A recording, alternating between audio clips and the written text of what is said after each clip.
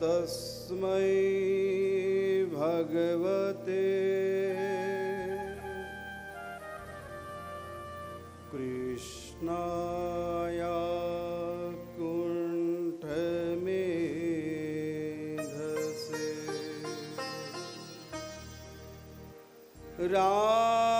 राधाधर सुधा सिंधो नमो नित्य विहारिणे राधा कृष्ण स्वरूपां वै कृष्णं राधा स्वरूपिणम्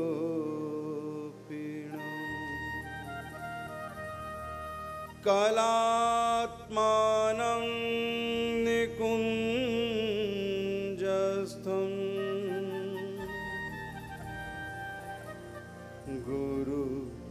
गुरुरूपं सदा भजे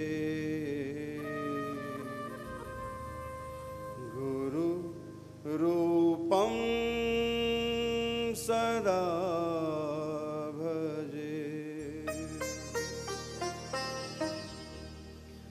राधा कृष्णो महारम्यो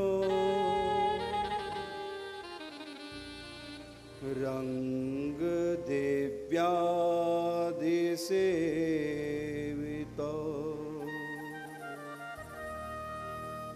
परमो नियम प्रेम्णो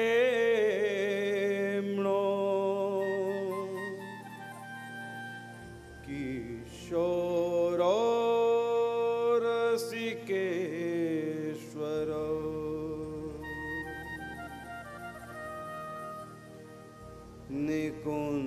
निकुञ्जस्थो परागम्यो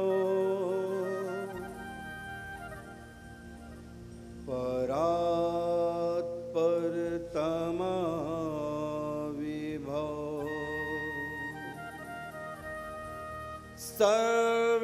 सर्वेषां प्रेरको दिव्यो सदा वन्दे कलात्मको सदा वन्दे कलात्मको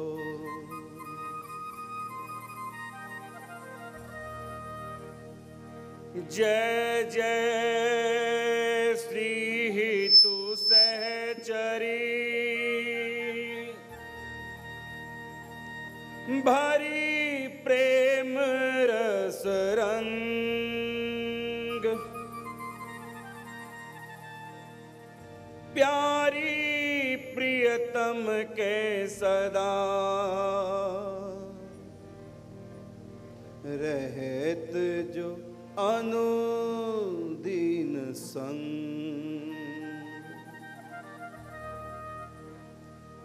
तिनकी कृपा मनायके वरना परम सुधाम महावाणी सिद्धांत सुख निज घर श्यामा श्याम निज घर श्यामा श्याम जय वृंदावन नित्य जय नित्य कुंज सुख सार जय श्री राधा प्रिय जहां विहरत नित्य विहार, विहरत नित्य विहार। जय वृंदावन नित्य विहार, श्री राधा पिय परम उदार।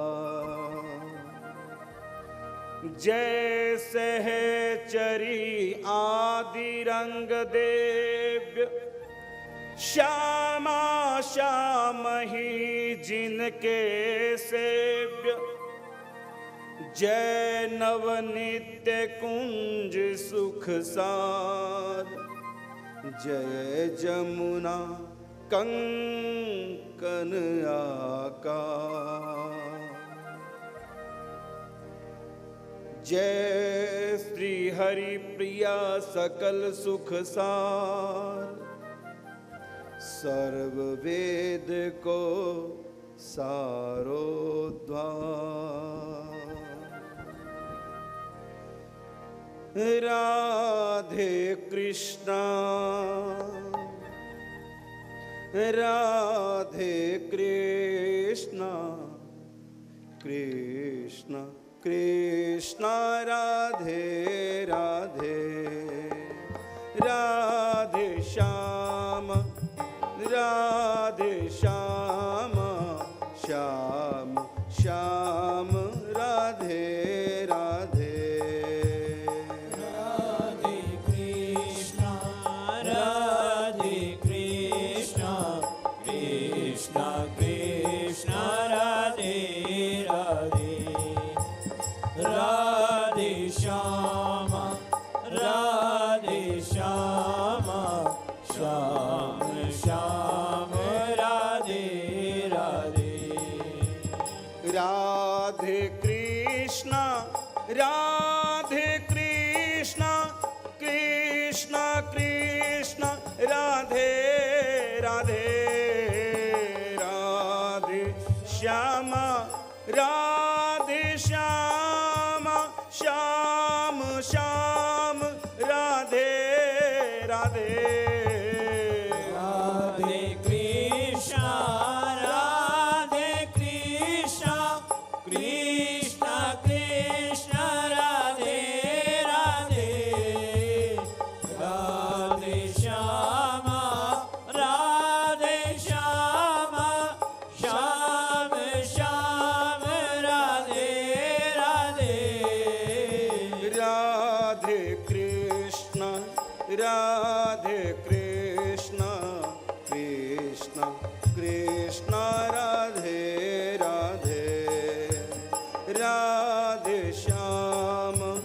राधे श्याम, श्याम श्याम राधे राधे।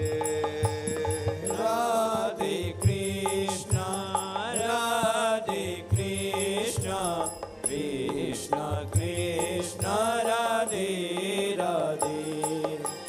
राधे श्याम राधे श्याम, श्याम श्याम राधे राधे। बोल वृंदावन बिहारी लाल की जय। समस्त सखी मंडल की जय। श्री निम्बारक भगवान की जय। श्री सद्गुरुदेव भगवान की जय। श्री कुंज महल सरकार की जय। गिरिराज धरण प्रभु तेरी शरण, गिरिराज धरण प्रभु तेरी शरण, गिरिराज धरण प्रभु तेरी शरण।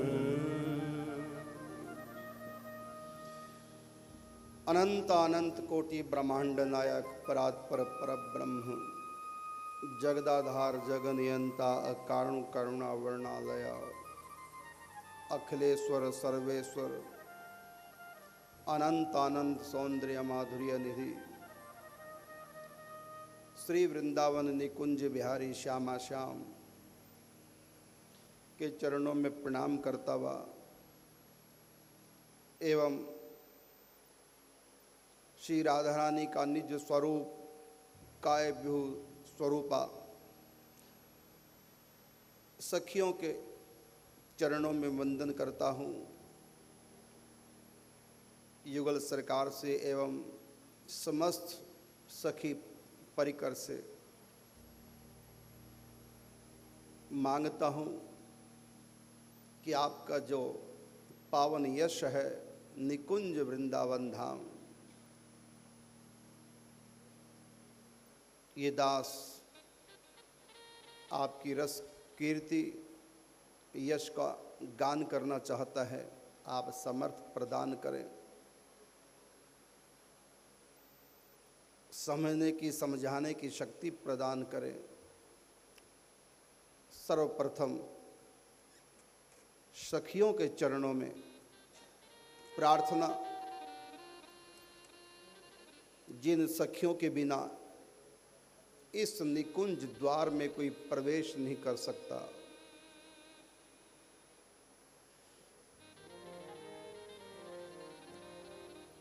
अष्ट सखीन पे हो बलिहारी,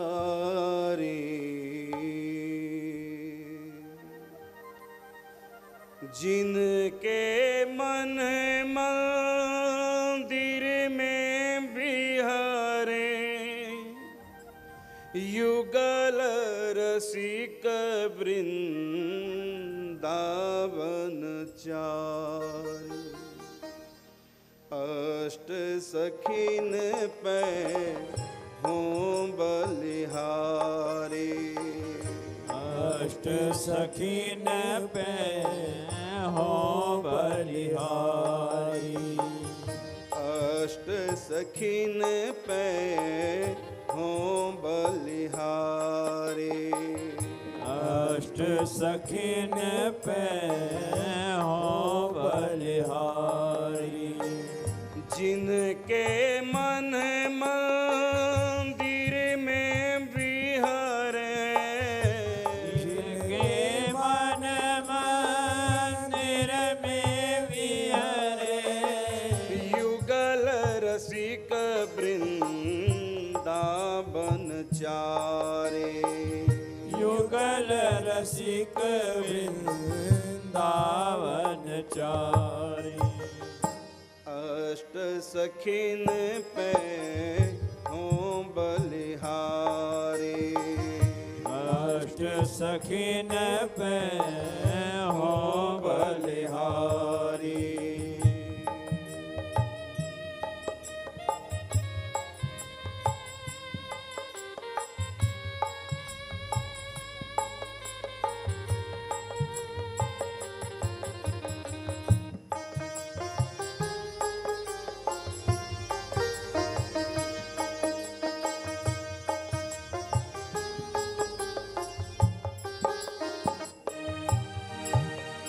सदा प्रेम रस रंग पगी सब, सदा प्रेम रस रंग पगी सब, विलसन सेवा सुख आहारी, विलसन सेवा सुख आहारी, सुध बुध भूल मगन रस डोले, सुध बुध भूले मगन रस डोले, रुनक झुनक रव आनंदकारी, रुनक झुनक रव आनंदकारी,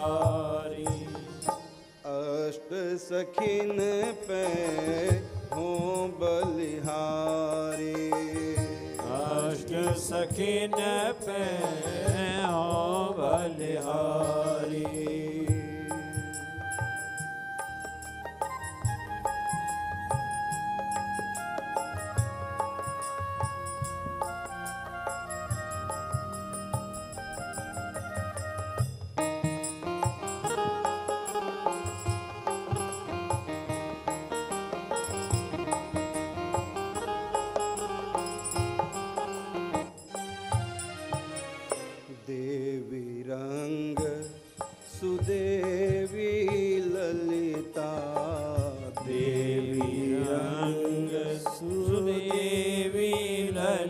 ललिता देवी रंग सुदेवी ललिता देवी रंग सुदेवी ललिता ओ सखी विशाखा चंपक प्यारी सखी विशाखा चंपक प्यारी हो सखी विशाखा चंपक प्यारी सखी विशाखा चंपक प्यारी करुण दास चित्रा तुंग विद्या करुण दास चित्रा तुंग विद्या करुण दास चित्रा तुंग विद्या करुण दास चित्रा तुंग विद्या इंदु लेखा शरण तिहारे इंदुलेखा शरण तिहारी ओ इंदु लेखा शरण तिहारे इंदुलेखा शरण तिहारी अष्ट सखिन पे हों बलिहारे अष्ट सखिन पे हो बलिहारी जिनके मन मंदिर में बिहारे जिनके मन मंदिर में विहरे युगल रसिक वृंदावन चारे युगल रसिक वृंदावन चारी अष्ट सखिन पे हों बलिहारी अष्ट सखिन पे हो बलिहारी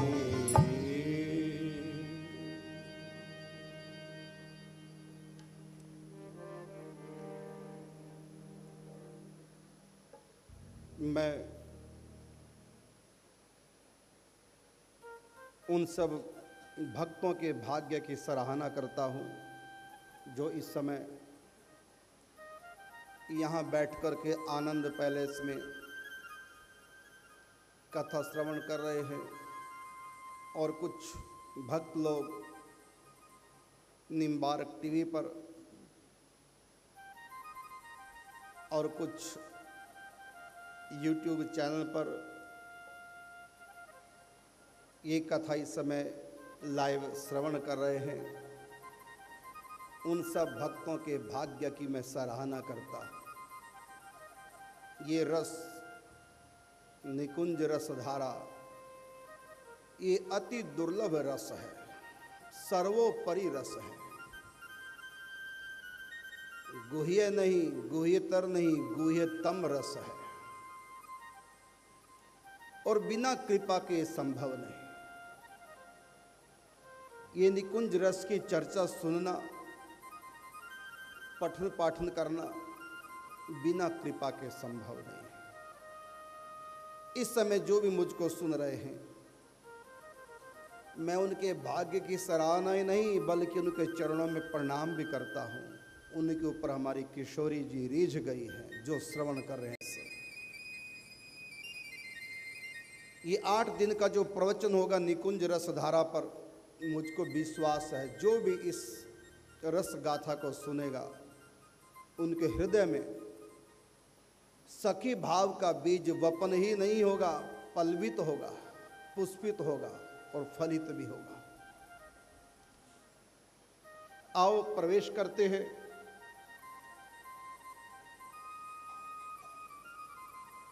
रसिक राज रसिक चूड़ामणि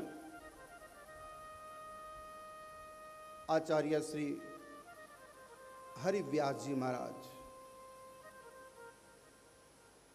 जिन्होंने ये रस हम सब लोगों के लिए सुलभ कराया है।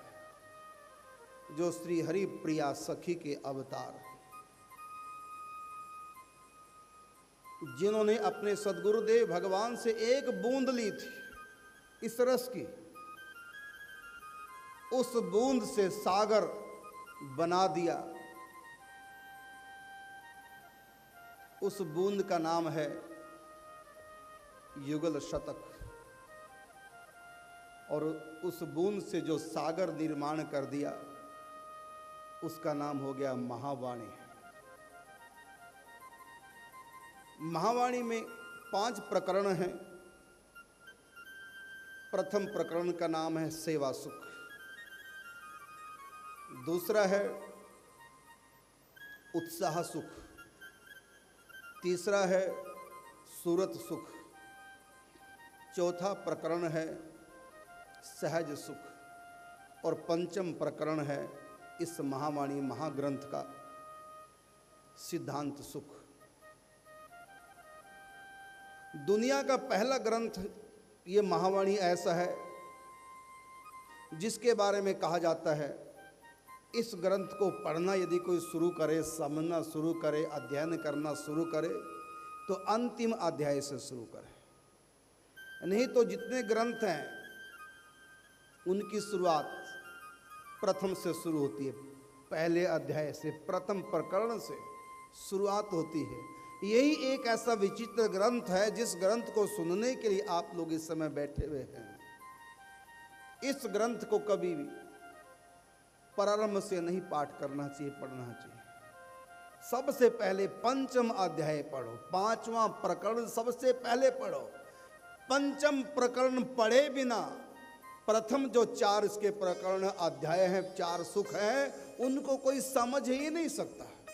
और कहा कि जाने बिना न होई प्रतीति, बिन प्रतीति होय नहीं प्रीति, और प्रीति बिना नहीं भक्ति दृढ़ाई, जिमि खगेश जल की चिकनाई। बिना जाने, जाने बिना न होई प्रतीति, बिना जाने विश्वास नहीं होगा, और बिना विश्वास के, बिन विश्वास भक्ति नहीं, तेहि बिन द्रवहि न राम, राम कृपा बिन सपने हो जीव न लह विश्राम। तो पहले जानो, फिर विश्वास होगा, विश्वास होगा तो प्रेम होगा, प्रेम होगा तो प्राप्ति होगी। प्रेम के बिना तो कुछ मिलता नहीं। परिवार में भी प्रेम है तो परिवार का सुख मिलेगा, प्रेम नहीं तो सुख नहीं मिलेगा। पति का प्रेम है तो सुख मिलेगा, प्रेम नहीं तो नहीं मिलेगा। सास ससुर है उनका सुख मिलेगा, प्रेम है तो, और नहीं है तो नहीं मिलेगा। प्रेम के बिना चैतन्य का सुख प्राप्त नहीं होता। तो परम चैतन्य परमात्मा, वो रस प्रेम का प्राप्त हो ही नहीं सकता। तो पहले इसको जानो। जाने बिना न हुई प्रतीति, जाने बिना विश्वास नहीं होगा, और बिन प्रतीति हो ही नहीं प्रीति, प्रेम नहीं होगा, और प्रेम के बिना तत्व की प्राप्ति नहीं होगी। ये प्रेम ग्रंथ है, ये रस का ग्रंथ है, ये रंग की पोथी है। इसलिए कबीरदास जी ने कहा, पोथी पढ़ पढ़ जग मोया, पंडित भया न कोय, और 2.5 अक्षर प्रेम के पढ़े सो पंडित है। जिसने इस प्रेम तत्व को जान लिया है वो भगवान से दूर नहीं है। Love is God and God is love. लेकिन जिसको हम प्रेम समझते हैं, जो हमारी आपकी अनुभूतियां, वो ही प्रेम नहीं है।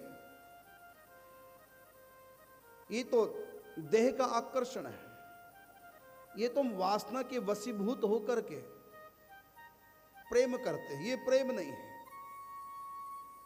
आप कितने भी गोरे क्यों ना हो, हमेशा आपकी छाया काली होगी। आपकी छाया को देख करके कोई बता नहीं सकेगा कि आप कितने गोरे हैं, क्योंकि छाया हमेशा काली होती है। तो उस परम पवित्र प्रेम की छाया है जो माया में पड़ी है, इसलिए काली है ये। इसमें उस दिव्य प्रेम का एहसास हो ही नहीं सकता। ये प्रेम ग्रंथ है, और इसके पढ़े बिना हम परमात्मा को प्राप्त नहीं कर सकते। साकार रूप में निराकार परमात्मा का अनुभव हो जाएगा आत्मा के रूप में, ज्ञान के पंथ पर चल करके, लेकिन साकार भगवान का अनुभव नहीं हो सकता बिना प्रेम पंथ के। इसलिए कहा मोहन प्रेम बिना नहीं मिलता, चाहे कर लो कोटि उपाय। मिल ही ना रघुपति बिन अनुरागा, बिना अनुराग के वो साकार परमात्मा हाथ आने वाले नहीं। और फिर उस साकार परमात्मा के भी लीलागत अनेक भेद है। तत्वता तो कोई भेद नहीं, लीलागत भेद है। प्रेम के तारतम्य को लेकर के लीला में भेद है, लीला के साथ स्वरूप में भेद हो जाता है। तत्वता अभेद होकर भी लीलागत भेद है। प्रेम के अनेक स्तर हुआ करते हैं। अब एक पुरुष से स्त्री कई प्रकार से प्रेम कर सकती है, लेकिन सबका अलग अलग अधिकार है। बहन भी पुरुष से प्रेम करती है, वो भाई मान के करती है। उसकी भाभी भी उसी पुरुष से प्रेम करती है, वो पति मान के करती है। उसकी माँ भी उसी पुरुष से प्रेम करती है, वो पुत्र मान के करती है। अब पुरुष एक है, प्रेम करने वाली 3 महिलाएं हैं। एक उसकी बहन, एक उसकी माँ, एक उसकी पत्नी, चौथी कहें तो एक उसकी बेटी। एक पुरुष के पास माँ है, पत्नी है, बहन है, बेटी है, और चारों स्त्रियां उस पुरुष से प्रेम करती है, लेकिन चारों के अलग अलग भाव है। प्रेम किसी का भी कम नहीं है, कोई भी उस पुरुष के बिना नहीं रह सकती। प्रेम सबका है, लेकिन प्रेम के स्तर सबके अलग अलग है। सर्वोपरि स्तर प्रेम का क्या है? सखी भाव है। राधा माधव के प्रेम का सर्वोपरि स्तर सखी भाव। ये ग्रंथ सखी भाव ही हमारे भीतर उसका बीज वपन करेगा। इस प्रेम को समझना होगा। इसी प्रेम का परिपाक रस है, रस का परिपाक रंग है। इसलिए कहा जय जय श्री हितु सहचरी भरी, प्रेम रस रंग प्यारी प्रीतम के सदा रहते जो अनुदिन संग। इसी की व्याख्या इस ग्रंथ में है। इसका अंतिम जो प्रकरण है, अंतिम अध्याय है, इसके 5 सुखों में जो अंतिम सुख है उसका नाम है सिद्धांत सुख। उसी सिद्धांत सुख की कथा, ये रस गाथा इन 8 दिनों में आप लोगों के बीच में मैं करने का प्रयास करूंगा।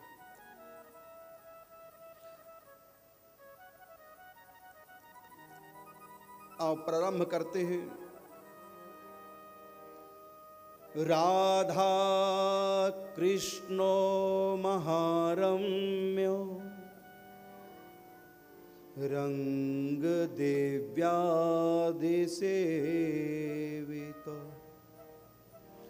परमो नियम प्रेम्णो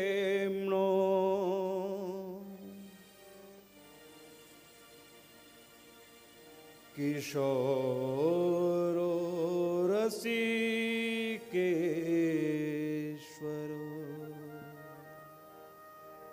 निकुंजस्थो परागम्यो परात्परतमा विभो सर्वेषां प्रेरको दिव्यो सदा वंदे कलात्मको।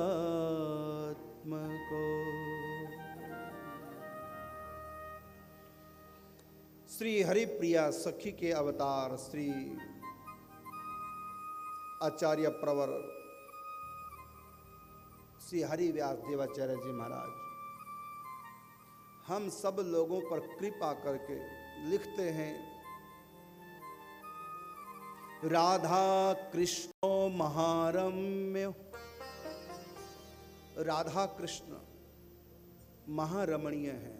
पहले अर्थ करता हूं, फिर उसका भाव अर्थ करता हूं। राधा कृष्णो महारम्यो, महारमणीय है राधा कृष्ण, सखियों के लिए भी और परस्पर एक दूसरे के लिए भी। रंग देव्यादिसेवितो,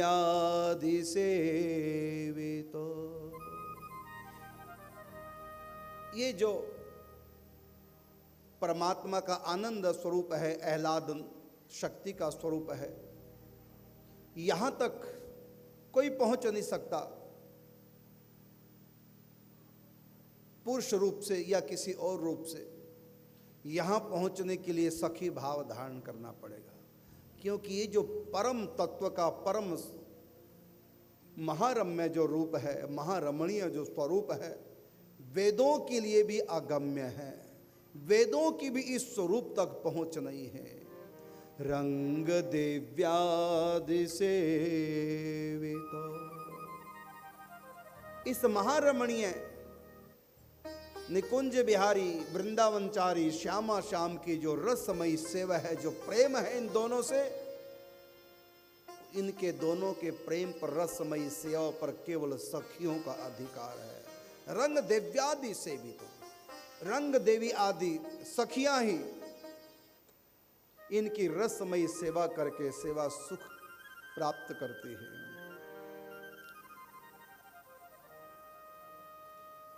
अब बताया इनसे मिलने का रास्ता क्या है। परमो नियम प्रेमणो रस किशोरो रसिकेश्वरो। परमो, परम परे, पहुंच से परे, किसकी? नियम प्रेमणो, नेम और प्रेम से भी परे है ये। नेम से पकड़ में नहीं आते, आप कितना कठोर से कठोर, बड़े से बड़ा नियम ले लो, कुछ भी नियम ले लो, ये प्रिया प्रीतम निकुंज बिहारी किसी नेम से पकड़ में आने वाले नहीं। इसका मतलब ये नहीं कि नियम छोड़ दो,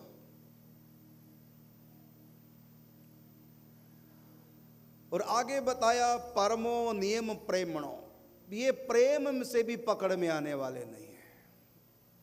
प्रेम से अकेले कृष्ण तो पकड़ में आ सकते हैं, लेकिन युगल सरकार नहीं, प्रेम की भी यहाँ पहुँच नहीं, नेम तो बहुत पीछे रह जाता है, प्रेम की भी यहाँ पहुँच नहीं है। ये नेम और प्रेम दोनों से आगे क्या है? वह है पराभक्ति।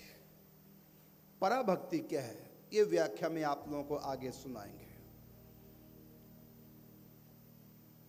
ये किशोर है, रसिकेश्वर है, अर्थात अनादि काल से किशोर अवस्था को, किशोर अवस्था में रहते हैं। ये जन्म नहीं लेते, शिशु अवस्था इन्हीं की कभी नहीं होती, पौगंड अवस्था भी नहीं आती, कुमार अवस्था नहीं आती, ये हमेशा से किशोर अवस्था में रहते हैं। शिशु अवस्था किसको कहते हैं? बाल अवस्था। जब तक बच्चा गोद में रहता तब तक वो शिशु कहलाता है। अर्थात ये निकुंज बिहारी श्यामा श्याम निकुंज में ये सदा से है, ये कभी पैदा नहीं हुए। जब अवतार लेते हैं तब तो अवतार लेते हैं, जन्म लेते हैं, वो तो अवतार काल की लीला है। अवतार तो आज से 5000 साल पहले हुआ है, लेकिन ये तो तब से है जब सृष्टि भी नहीं थी। इन्होंने जन्म नहीं लिया, ये अजन्मा है। शिशु अवस्था कहते हैं जब तक बच्चा गोद खेलता है, गोद से उतरता नहीं, मतलब चल नहीं सकता, दूध पीता है, उसको शिशु अवस्था बाल अवस्था कहते हैं। जब वो चलने लग जाता है उसको कुमार अवस्था कहते हैं। लेकिन जब वो घर को छोड़कर अकेला बाहर खेलने लग जाता है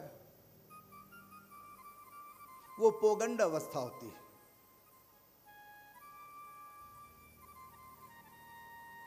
जब श्री कृष्ण अवतार लेते हैं तो शिशु अवस्था भी होती है, कुमार अवस्था भी आती है, पौगंड अवस्था भी आती है, फिर किशोर अवस्था भी आती है, और किशोर अवस्था के बाद जवानी भी आती है।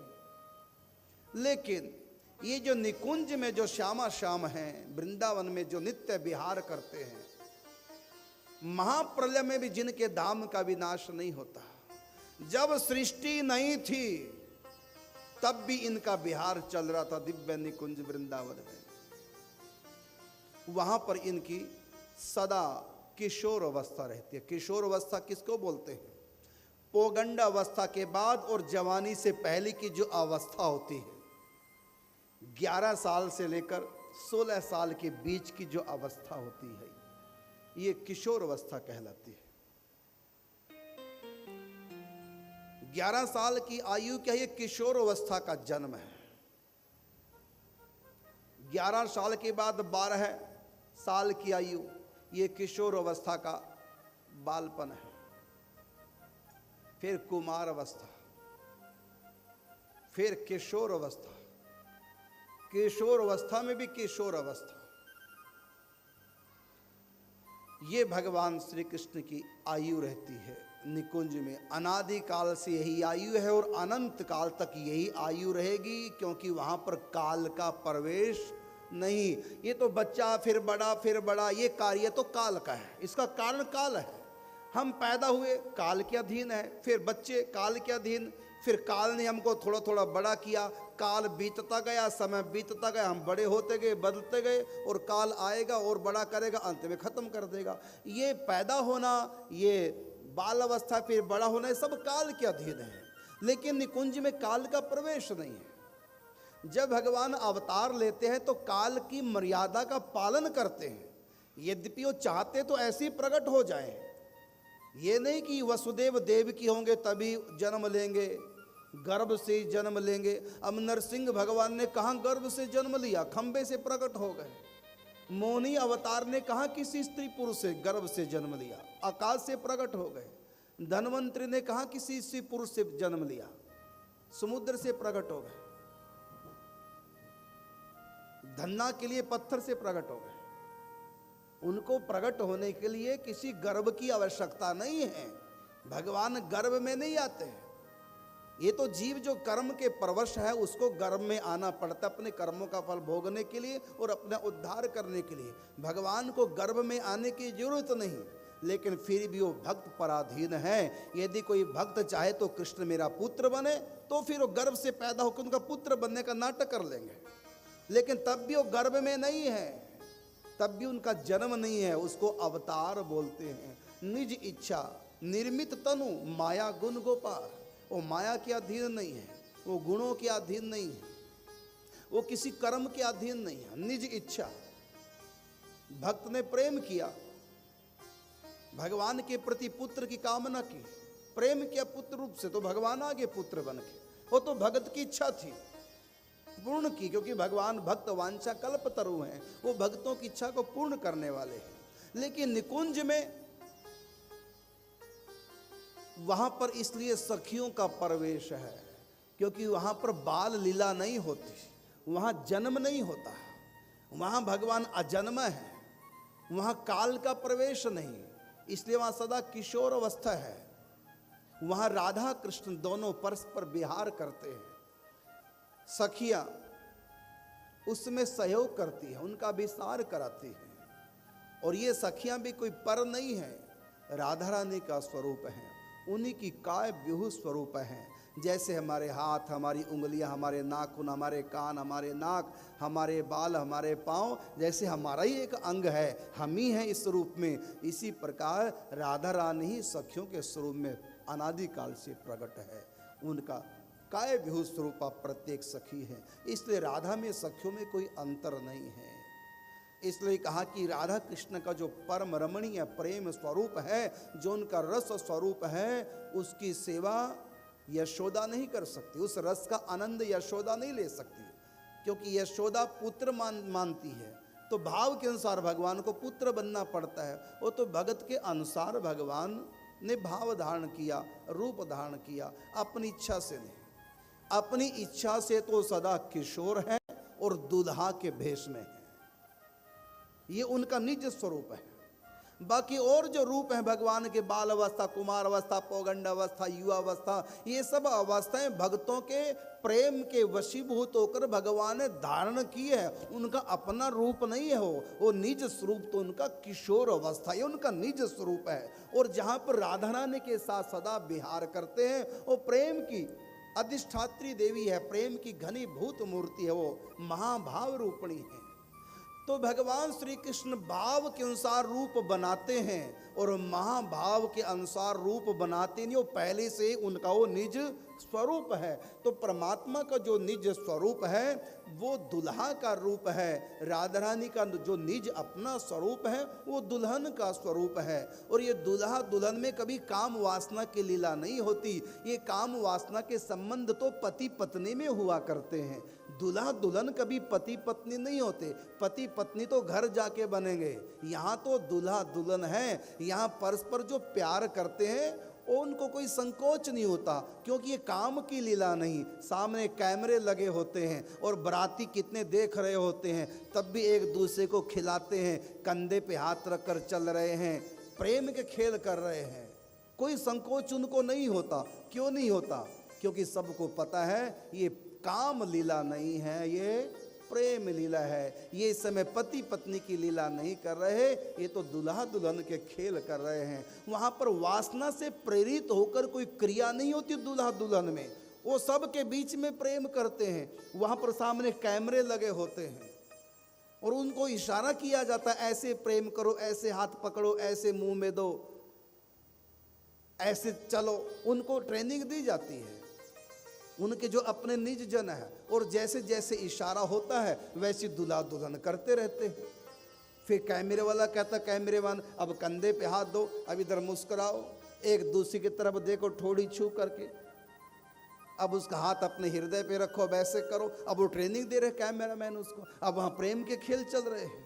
लेकिन कोई उनको भी संकोच नहीं और देखने वालों को भी कोई संकोच नहीं, क्योंकि ये दोनों दुल्हा दुल्हन हैं, प्रेम के खेल अवश्य हो रहे हैं। लेकिन यहाँ पर कोई वासना नहीं, कोई स्वार्थ नहीं, कोई संसारी कामना नहीं, यहाँ तो दिव्य प्रेम के खेल हो रहे हैं। लेकिन उसके बाद जब वो पति पत्नी बनते हैं फिर वहाँ दूसरा कोई होता नहीं, वहाँ एकांतिक लीला होती है, वो वासना से प्रेरित होकर होती है। लेकिन राधा कृष्ण के भीतर कोई वासना नहीं, सखियों में कोई वासना नहीं।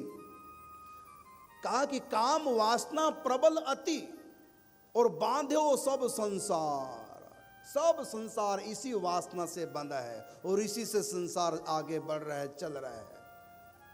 काम वासना प्रबल अति और बांधे वो सब संसार, यह तनक नहीं जाए सके कुंज महल के द्वार। ये काम वासना देवी देवता भी जिससे पीड़ित हैं, ब्रह्मा के ऊपर भी वासना धावा बोल देती है। सब संसार बंद है काम वासना से, लेकिन यही काम वासना यह तनिक नहीं जाए सके कुंज महल के द्वार। भीतर तो क्या प्रवेश करेगी उस महल में, द्वार तक भी कामदेव पहुंच नहीं सकता।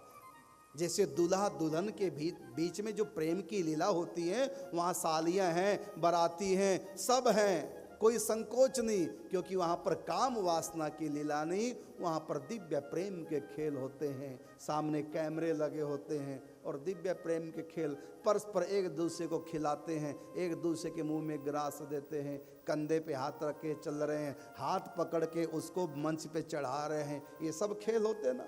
फोटो खिंचवा रहे हैं, कंधे पे हाथ रख के एक दूसरे की तरफ देख, सब प्रेम के खेल चल रहे हैं। इसी प्रकार परमात्मा का जो निज स्वरूप है, जो उनका प्रेम रूप है, वो दुल्हा का है। इसलिए कहा कि वृंदावन मकरंद है, भ्रमर करत रसपान, वो दुल्हन प्यारी राधिका और दुल्हा श्याम सुजान, उनका निज स्वरूप है। और आपने देखा होगा यहाँ भी जब कोई दुल्हा दुल्हन बनते हैं वो कोई काम नहीं करते, उनका एक ही काम है, क्या? मनोरंजन। दूल्हा दुल्हन का एक ही काम है, क्या? मनोरंजन। नाचो गाओ खाओ पियो ऐश करो, काम कुछ नहीं करना। एक तिनके के दो नहीं करना, ना दुल्हन को ना दुल्हन, बाप मरे करे जो मर्जी। बरातियों के लिए करना, वो भोजन वो परसना, ये करना, और जनरेटर खराब होगा तो लाइट वहाँ से ये कर, दुनिया भर के काम सब के पास हैं। लेकिन दूल्हा दुल्हन के पास कोई काम नहीं, सिवा मनोरंजन, सिवा प्रेम करने के और दूसरा कोई काम नहीं। ऐसी पद्म पुराण में भगवान शंकर जी से भगवान श्री कृष्ण ने कहा कि मैं कुछ नहीं करता, अपनी शक्ति तुम लोगों को दे रखी है। सृष्टि का सृजन करना ब्रह्मा, पालन करना विष्णु, संहार करना तुम महेश्वर, मैं कुछ नहीं करता। ये प्रकृति का सारा कार्यभार, ये मेरी शक्ति दुर्गा, ये सृष्टि की भौतिक सेवा, ये 33 करोड़ देवता, मैंने सबको सब काम सौंप रखे, लेकिन खुद कुछ नहीं करता। पढ़ो ब्रह्म वैवर्त पद्म पुराण का पाताल खंड पढ़ो, वहां श्री कृष्ण ने कहा शंकर जी से, भगवान शिव से कहते मैं कुछ नहीं करता, मैं तो केवल प्यार करता हूं, इसके सिवा मैं कुछ नहीं करता। और प्यार करने के लिए भी जगह होनी ही चाहिए, उसका भी असर होता है। भोजन करने के लिए भी एक उचित स्थान होना चाहिए। अब जहाँ लैट्रिन पड़ी है, गंदगी पड़ी, कोई उल्टी कर रहा है और पड़ी मक्खियाँ भिन भिना रही, वहाँ आपके सामने 56 भोग लो जी खाओ, खा पाओगे? क्योंकि भोजन करने के लिए भी एक माहौल चाहिए, ऐसी प्यार के लिए भी एक माहौल चाहिए। चलो चले कहीं दूर, कहीं प्यार के लिए ये जगह ठीक है, इसके लिए एक अलग से वो माहौल सृष्टि में कहीं नहीं है। प्रेम का माहौल इस सृष्टि में कहीं है ही नहीं, वैकुंठ में भी नहीं है। और छोड़ो, आप पढ़िए कथा महाभारत की, 100 साल के बाद राधा कृष्ण कुरुक्षेत्र मिलते हैं। यहां भी रासलीला होती है कुरुक्षेत्र में, सखियां हैं, राधा रानी है, ठाकुर जी है, रास होती है। रास उपरांत श्री कृष्ण राधा से बोले कि राधे तुम भी वही हो, मैं भी वही हूँ, ये मेरी सखियां भी वही हैं, बदला कुछ नहीं। फिर जो आनंद रास का वृंदावन में आया वो यहाँ क्यों नहीं? तो वहाँ राधा रानी उत्तर देती है, प्यारे आप भी वही हैं, मैं भी वही हूँ, मेरी सखियां भी वही हैं, लेकिन वो वृंदावन है, ये कुरुक्षेत्र है। वो वृंदावन था और ये कुरुक्षेत्र है। प्रेम कहाँ किया जाए? जहां सारी सामग्री प्रेम का उद्दीपन करने वाली हो। अब भोजन में सुगंध भी आए, देखने में भी सुंदर हो, चटकीला रंग हो, सुगंध भी आए, इससे क्या होगा? इससे भूख का उद्दीपन होता है। हल्की भूख हो वो भी अधिक हो जाएगी। अगर कहीं गंध पड़ी है, उल्टी कर रखी है, लैट्रिन पड़ी है, मक्खियां भिन भे रही है, अब ऐसी स्थिति में भोजन का भूख का उद्दीपन नहीं होगा। भूख जो थोड़ी बहुत होगी वही खत्म हो जाएगी, खाने की रुचि नहीं रहेगी, क्योंकि एक माहौल चाहिए होता है। तो इस ब्रह्मांड में कहीं भी प्रेम के योग्य माहौल है ही नहीं। वासना के माहौल हैं, क्रोध के माहौल बन जाते हैं, ऐसा माहौल बन जाता है गुस्सा आ जाता है, छोटी सी बात माहौल ऐसा बना हुआ है। वासना का माहौल दुनिया बना देगी, क्रोध का माहौल, ईर्ष्या, द्वेष, निंदा, चुगली, सब के माहौल इस संसार में बहुत बढ़िया मिल जाते हैं, लेकिन प्रेम का माहौल इस सृष्टि में क्या वैकुंठ में भी नहीं है, कहीं भी इस ब्रह्मांड में नहीं जहां प्रेम का माहौल बने। वो दो ही जगह से ब्रह्मांड में, या तो वो वृंदावन, तेन भक्ति नृत्यति यत्र च, या फिर रसिकों का सत्संग, महापुरुषों का रसिकों का सत्संग हो, ब्रज वृंदावन हो, वहां पर माहौल बन जाता है। कहीं भी इस ब्रह्मांड में प्रेम का माहौल नहीं है। और ये प्रेम का जो परिपाक है ये रस में होता है, रस का तो कहीं है ही नहीं। इसके लिए बड़ी तैयारी करनी पड़ती है। तो बात मैं बता रहा था कि वृंदावन रस का उद्दीपन करता है, प्रेम का उद्दीपन करता है। जैसे दुश्मन की याद, दुश्मन की चर्चा क्रोध का उद्दीपन करती है। उद्दीपन का मतलब बढ़ना, पैदा होना। दुश्मन की चर्चा क्रोध का उद्दीपन करती है, दुश्मन की चर्चा ईर्ष्या का उद्दीपन करती है, दुश्मन की चर्चा निंदा का उद्दीपन करती है। तो संसार का उद्दीपन संसार की चर्चा से होगा, संसार की चाहत संसार की चर्चा से बढ़ेगी। लेकिन ये जो वृंदावन धाम है ये प्रेम का उद्दीपन करता है। वृंदावन की चर्चा, वृंदावन का चिंतन, वृंदावन का नाम, ये हृदय में सखी भाव को वपन कर देता है। तो वृंदावन के भीतर भगवान का जो निज स्वरूप है वही उनका परमात्मा का निज स्वरूप है। तो वृंदावन के भीतर जो राधा कृष्ण का जो रूप है वो उनका निज स्वरूप है, और वृंदावन से बाहर जो भगवान श्री कृष्ण जाते हैं तो उनका निज स्वरूप नहीं, वो भक्तों की भावना के अनुसार रूप बना के जाते हैं। जाकी रही भावना जैसी और प्रभु मूरत देखी तिन तैसी। तो भावना जैसी वैसा रूप देखा। हम कहते हैं कि बिना भावना के जो उनका अपना निज स्वरूप है वो कैसा है? ये तो भाव के अनुसार है, ये तो बन के आते हैं, ये तो अवतार है। तुम कितनी भी पवित्र भाव कर लो, कितना भी प्रेम कर लो, जब भी श्री कृष्ण तुम्हारे सामने आएंगे तुम्हारे प्रेम के परवश होकर के, वो कुछ बन के ही आएंगे, निज स्वरूप से आ ही नहीं सकते, क्योंकि भाव की भी वहां पहुंच नहीं है, प्रेम की भी वहां पहुंच। इसलिए कहा कि परमो नीम प्रेमणो, नेम और प्रेम से भी आगे हैं। नेम से भी भगवान मिल जाते हैं, ध्रुव को मिले हैं। ध्रुव में प्रेम नहीं था, ध्रुव भगत में प्रेम नहीं था, वो भगवान को चाहता नहीं था, वो तो भगवान से चाहता था पिता की गोद, राज्य, सांसारिक सुख, सांसारिक वैभव, वो आर्त था नहीं, वो अर्थार्थी था, वो अर्थ चाहता था भगवान से, भगवान को नहीं चाहता था। तो देवऋषि नारद जी ने उनको नेम दिए, ये भजन करना नेम है, परिक्रमा करना, पूजा करना, पाठ करना, व्रत करना, ये सब नेम के अंतर्गत है, लेकिन वो नेम से पकड़ में नहीं आ सकते। ये निकुंज बिहारी, लेकिन दर्शन हो जाएंगे। नियम से दर्शन किए ध्रुव ने, होगे दर्शन, लेकिन दर्शन होना अलग होता है और मिलना अलग होता है। अब तुमको भूख लगी, तुमको लगी भूख, मैंने भोजन की थाली के दर्शन करा दिए 56 भोग के, केवल दर्शन बस। पंजाबी में कहते हैं वेखी जा पर छेड़ी ना, तो कोई लाभ हुआ? दर्शन अलग वस्तु है और उसको प्राप्त कर लेना अलग वस्तु। अब दुल्हा के दर्शन तो सारे करते हैं, दुल्हा के दर्शन सब करते हैं, लेकिन वो मिलता एक को है, जो दुल्हन है। दुल्हा के दर्शन सब कर रहे हैं, लेकिन दूल्हा मिलेगा एक को, सालियों को नहीं मिलेगा, एक को मिलेगा जो उसकी पत्नी कहलाएगी।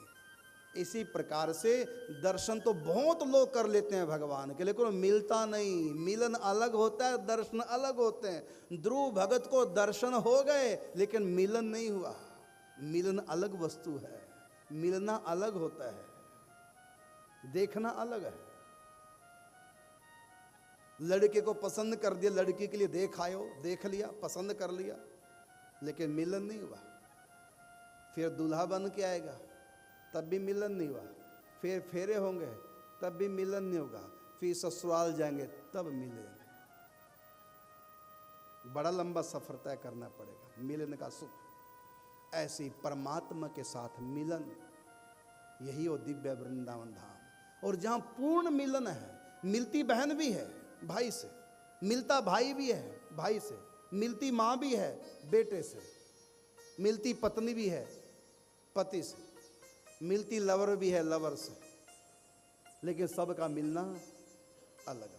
लेकिन यहाँ जो मिलन है, ना वो पति पत्नी की तरह है, ना वो प्रेमी प्रेमिका की तरह है। संसारिक जितने भी खून के रिश्ते हैं स्त्री पुरुष के बीच में, एक भी रिश्ते जैसा मिलन यहाँ है ही नहीं। बड़ा दिव्य है। समझाएंगे 8 दिन हमारे पास समझाने के लिए। भाग्यशाली होंगे जो 8 दिन लगातार ये चर्चा सुनेंगे। गुह्यतमम चर्चा है ये रस की चर्चा है। भाग्य से नहीं मिलती बल्कि कृपा से मिलती है, और कृपा भी अतिशय कृपा जाही पर होई, पांव देत एही मार्ग सोई। तो नेम से ध्रुव भक्त को दर्शन हो गए, छुआ तक नहीं भगवान ने। प्रकट हुए भगवान नारायण, वेदमय शंख, ज्ञानमय शंख उनके गाल से स्पर्श करा दिया, लेकिन स्वयं दूरी बरकरार रही। वरदान दिया और चले गए। लेकिन ये ऐसा मिलन है जो मिलके ना बिछड़े वो साथी हूं मैं। ये निकुंज बिहारी श्यामा श्याम वृंदावन के ठाकुर जब मिलते हैं फिर वहां बिछुड़ना नहीं होता। वो अंतर्ध्यान होना नहीं जानते, क्योंकि वहां ऐश्वर्य नहीं है। वो अंतर्ध्यान नहीं होते। मैं देखूं जिस और सखीरी सामने मेरे सांवरिया, वो अलग नहीं। अब यहाँ गोपियों को छोड़ करके श्री कृष्ण गए हैं मथुरा, फिर द्वारिका। गोपियां विरह में तरसती रही, लेकिन ध्यान रखना उनको ब्रज के ठाकुर मिले थे, श्यामा श्याम निकुंज बिहारी नहीं मिले थे। युगल सरकार का प्रेम रस उनको नहीं मिला था।